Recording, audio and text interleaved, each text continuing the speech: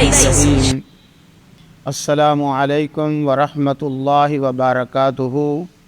آپ دیکھ رہے ہیں ایشیا اردو، آپ کا میزبان فقیر سعید احمد کریمی۔ نحمدہ ونصلی ونسلم علی رسولہ الکریم، اما بعد فاعوذ باللہ من الشیطان الرجیم، بسم اللہ الرحمن الرحیم۔ انا انزلناہ فی لیلۃ القدر وما ادراک ما لیلۃ القدر۔ صدق اللہ العظیم۔ اللہ تعالیٰ کی توفیق اور اس کے پیارے محبوب علیہ السلام کی رحمت کے صدقے ہمارا رمضان شریف کے مقدس ایام کا اور ریکارڈنگ کا جو سلسلہ تھا، وہ ہر موضوعات پر ہم نے گفتگو کرنے کی کوشش کی ہے۔ اللہ تعالی ہماری اس کوشش کو قبول فرمائے۔ جن ناظرین نے اس کو باقاعدہ دیکھا ہے اور استفادہ حاصل کیا ہے، اللہ تعالی اس چینل کے تھرو ان کو اور پوری ٹیم کو رب العالمین اجر عظیم عطا فرمائے۔ آج کی ہماری اس مختصر مجلس کا عنوان جو ہے وہ لیلۃ القدر ہے، کیونکہ اللہ کے پیارے نبی صلی اللہ علیہ وآلہ وبارک وسلم نے ارشاد فرمایا کہ لیلۃ القدر کو طاق راتوں میں تلاش کرو۔ تو طاق راتیں سب فضیلت والی ہیں،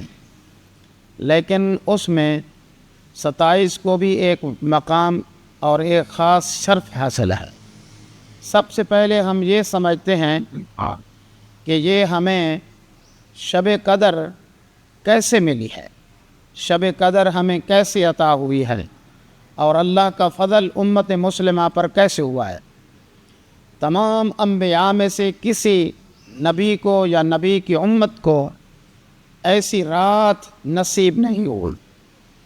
اللہ کے پیارے پیغمبر امام الانبیاء صلی اللہ علیہ وسلم نے بنی اسرائیل کے ایک ولی کامل کا ذکر فرمایا، اور یہ بڑی خوشی کی بات ہے کہ ولیوں کا ذکر کرنا حضور کی سنت ہے، اور ولیوں کا ذکر سننا صحابہ کی سنت ہے۔ کیونکہ جب اللہ کے پیارے محبوب علیہ السلام نے حضرت شمعون جو بنی اسرائیل کا ایک ولی تھا، عبادت گزار تھا، جب اس کا ذکر کیا تو مجمع جو تھا، سامعین جو تھے،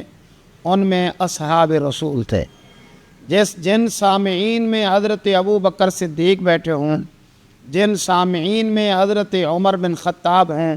جن سامعین میں حضرت عثمان غنی ہوں، جن سامعین میں حضرت علی المرتضیٰ شیر خدا ہیں، تو ذکر کرنے والے رحمت للعالمین ہیں، اور ذکر ہو ولی کا تو یہ قیامت تک بات ثابت ہوگی کہ انبیاء میں سے اگر کوئی نبی کسی ولی کا ذکر کرے تو یہ بڑے فضیلت کی بات ہے۔ اللہ کے پیارے پیغمبر امام الانبیاء صلی اللہ علیہ وآلہ وبارک وسلم نے جب شمعون کا ذکر کیا کہ اللہ تعالی جل شانہ کا یہ ایسا مقرب محبوب بندہ تھا جس نے 1000 ماہ وہ دن کو روزہ رکھتا تھا، اور پھر یہ نہیں ہے کہ آرام کرتا یا عبادات کرتا، روزے کے ساتھ وہ سارا دن جہاد کرتا، کفار کے مقابلے میں اپنے آپ کو پیش کرتا، اور پھر جب رات آتی تو دیگر عبادات کے ساتھ ساتھ وہ شب بیداری کرتا۔ اور آپ اندازہ لگائیں، وہ دن کو روزہ رکھتا تھا اور رات کو شب بیداری کرتا تھا۔ اس نے 1 دن نہیں، 2 دن نہیں، 1 ماہ نہیں، 2 ماہ نہیں، 1000 ماہ اس کی زندگی کا یہ معمول رہا کہ وہ دن کو روزہ بھی رکھتا تھا، جہاد بھی کرتا تھا، اور رات کو شب بیداری بھی کرتا تھا۔ جب حضور اکرم صلی اللہ علیہ وسلم کے اصحاب نے اس کی شب بیداری کو سنا، اور اس کے جہاد کو سنا، اور اس کے روزوں کو سنا، تو اصحاب دل میں سوچنے لگے کہ یہ تو بہت بڑی عمر ہے، 83 سال 4 ماہ بنتے ہیں، اور ہماری عمریں تو اتنی نہیں ہیں، اگر ہماری عمر اتنا ہو بھی جائے تو ضروریات زندگی ہیں، معاشی ہمیں جو ہے نا جی طلب کے لیے باہر جانا ہوتا ہے، اور اپنے اہل خانہ کی فکر معاش کے لیے، ان کے خورد و نوش کے لیے، اور ہم تو پھر اتنا جہاد بھی نہیں کر سکتے، اور اتنی ہم روزے بھی نہیں رکھ سکتے، اور اس کے علاوہ اتنی ہم رات کی شب بیداری نہیں کر سکتے۔ تو ادھر صحابہ کرام کے دل میں یہ ہوپ پیدا تھی کہ کاش ہماری بھی عمریں زیادہ ہوتی تو ہم اس بنی اسرائیل سے عبادت میں بھی بڑھ جاتے، اور شب بیداری میں بھی بڑھ جاتے، اور جہاد میں بھی بڑھ جاتے۔ اور ادھر رسول کریم صلی اللہ علیہ وسلم کے دل پر امت کے لیے غم پیدا ہوا، سرکار رنجیدہ ہوئے کہ میری امت جو ہے اس مقام کو، اس شرف کو نہیں پا سکتی۔ تو اللہ تبارک و تعالی نے محبوب علیہ الصلاۃ والسلام کی امت کے لیے اور حضور صلی اللہ علیہ وسلم کے دل کے بوجھ کو ہلکا کرنے کے لیے سرکار علیہ الصلاۃ والسلام کی بارگاہ میں سیدنا جبریل امین حاضر ہوئے، اور آ کر قرآن مجید برہان رشید کی وہ صورت سرکار علیہ الصلاۃ والسلام کے سامنے پڑھی جس میں ارشاد باری تعالی ہے لیلۃ القدر خیر من الف شہر، کہ محبوب آپ امت کی وجہ سے، آپ غلاموں کی وجہ سے آپ رنجیدہ نہ ہوں، آپ نے اس کے 1000 ماہ کو اور 1000 رات کی شب بیداری کو اور 1000 ماہ کے روزوں کو دیکھا ہے۔ محبوب آپ اپنی امت کو خوشخبری دیں، ہم نے آپ کو ایسی رات عطا کی ہے کہ آپ کا امتی اس ایک رات کو شب بیداری کرے۔ اللہ تعالی نے فرمایا ہم اس کو 1000 ماہ سے زیادہ کا ثواب عطا فرمائیں گے۔ تو یہ دیکھیں اللہ کے پیارے نبی صلی اللہ علیہ وآلہ وصحبہ وبارک وسلم کے صدقہ سے ہمیں یہ کتنا بڑا انعام مل گیا۔ اور حضور اکرم صلی اللہ علیہ وسلم نے ارشاد فرمایا، بلکہ حضرت ام المومنین نے پوچھا، اما عائشہ صدیقہ نے عرض کی یا رسول اللہ صلی اللہ علیہ وسلم، ہمیں اگر شب قدر مل جائے، ہم شب قدر کو پا لیں تو پھر ہم کون سی دعا کریں؟ یہ ام المومنین حضرت اما عائشہ صدیقہ رضی اللہ تعالی عنہ کا تمام امت مسلمہ پر بہت بڑا احسان ہے کہ حضور علیہ الصلاۃ والسلام سے دعائیہ جملے پوچھ لیے، اور اب اگر وہ جو دعائیہ جملے کوئی بھی امتی یا مرد خواتین میں سے کوئی بھی ادا کرتا ہے تو یقیناً یہ بہت بڑے فائدے کی بات ہے۔ تو اللہ کے پیارے محبوب علیہ السلام نے فرمایا کہ اگر تمہیں شب قدر مل جائے تو پھر تم نے یہ دعا کرنی، اللہم انک عفو کریم تحب العفو فاعف عنا۔ اگر صرف آپ تمام لوگوں کو شامل کرنے چاہیں تو پھر آپ فاعف عنا پڑھ سکتے ہیں، اگر صرف اپنے لیے ہی کہیں تو پھر انی پڑھ سکتے ہیں، کیونکہ آپ کی دعا میں اور بھی مسلمان شامل ہو جائیں تو آپ فاعف عنا پڑھیں، یا غفور و یا غفور آخر میں ہے۔ تو اللہ کے پیارے نبی علیہ الصلاۃ والسلام کے پیارے جوانوں، قدر کا ایک معنی لیلۃ القدر، لیل کہتے ہیں رات کو، قدر جو ہے نا اس کا ایک معنی تنگی ہے، اور آپ حضرات سن کر حیران ہوں گے کہ رات تنگی والی، تو یہ تو کوئی ایسی، یہ تو بڑی فضیلت والی رات ہے، بڑے شرف والی رات ہے، تو اس کی تنگی کا معنی کیوں رکھا ہے؟ قدر کا ایک معنی تنگی کیوں رکھا ہے؟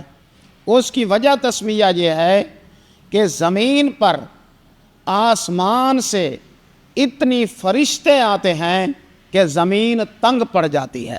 اللہ اکبر، یعنی زمین پر اتنی گنجائش نہیں ہوتی کہ فرشتے وہاں رات گزاریں، فرشتے وہاں رہیں، یعنی کہ فرشتوں کے آنے کی وجہ سے پوری زمین تنگ ہو جاتی ہے، تو اس لیے اس کا ایک معنی تنگی بھی لیا ہے۔ اور فرشتوں کا کام کیا ہے؟ حضرت سیدنا جبریل امین 4 جھنڈے شب قدر کی رات لے آتے ہیں۔ ایک جھنڈا جو ہے بیت اللہ شریف پر لگاتے ہیں، اور دوسرا جھنڈا جو ہے رحمت عالم صلی اللہ علیہ وسلم کے مسجد نبوی روضہ انور پر، حضور کے روضہ انور پر لگاتے ہیں، اور تیسرا جھنڈا جو ہے مسجد اقصی بیت المقدس پہ، اور چوتھا جھنڈا جو ہے حضرت سیدنا موسیٰ علیہ السلام جو طور سینا پہ جاتے تھے وہاں لگایا جاتا ہے۔ تو اللہ تبارک و تعالیٰ نے کئی 100 پر کا بھی ہے، 350 پر بھی ہیں حضرت جبریل امین کے، تو لیکن شب قدر کی رات آپ صرف 2 پروں کو کھولتے ہیں،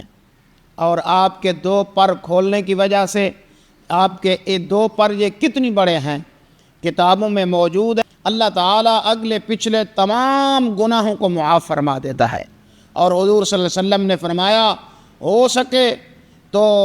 اس کو روزانہ پڑھیں۔ سرکار نے فرمایا ورنہ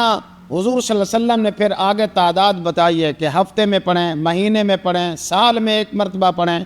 حتیٰ کہ آپ علیہ السلام نے فرمایا زندگی میں 1 دفعہ پڑھیں، یعنی کہ اس کی اتنی فضیلت ہے۔ سرکار علیہ السلام نے ہر زاویے سے بتایا ہے، تو وہ خوش نصیب بھی ہیں جو ہر رات شب